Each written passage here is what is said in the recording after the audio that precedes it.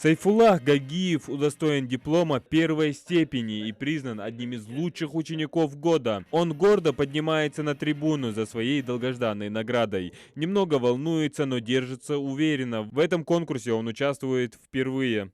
Тогда на мероприятие меня сильно замотивировало, то есть я хочу, допустим, сделать то же самое в следующем году, добиться тех же успехов, идти дальше, стать лучше. Для меня это было неожиданно, то есть даже волнительно, немного выход на сцену, новая обстановка, и я рад, что смог это сделать. Помимо Сайфуллаха, награду за отличные показатели в учебе и примерное поведение получает и Раяна Дасхоева, его одноклассница. Круглая отличница, выступает на всех школьных интеллектуальных играх, активно участвует в республиканских олимпиадах. Два отличника, потому что у нас реально очень хорошие учителя.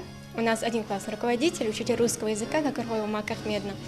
Невероятно хороший учитель. Также у нас хорошая администрация, директор и зауч. 5 братьев Хучубаровых создали организацию «Патриот», в которой благодаря здоровому соперничеству стимулируют детей к учебе. Всего разыгрывались 3 степени с денежными призами. Третью получает тот, у кого не меньше 70% пятерок в дневнике, вторую не менее 90%, ну и первую за отлично. Также сегодня вручались кубки за идеально сданные госэкзамены. Среди них Фатима Измайлова. Хочу сказать спасибо всем своим преподавателям, а также родителям, которые всегда поддерживали меня, заботились и мотивировали. Спасибо вам всем большое. Мы сами, когда учились в школе, я сам кончил Сронскую третью школу, я всегда видел очень талантливых детей, сверстников своих, которые по различным параметрам опережали многих талантом, интеллектом, памятью и различными способностями.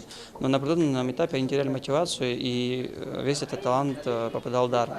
Я это все замечал, и мы всегда с братьями думали, что можно сделать для того, чтобы повысить качество нашего образования. И младшему брату Исмаилу, ему пришла такая идея: давайте вручить им такую премию и будем разрабатывать критерии. Изначально конкурс проводился только на базе третьей школы Сурхаки. Теперь их мероприятие охватывает общеобразовательное заведение Икажево, Али-Юрт и Сурхаки. Адам Гулоев, Адам Далаков, Новости 24.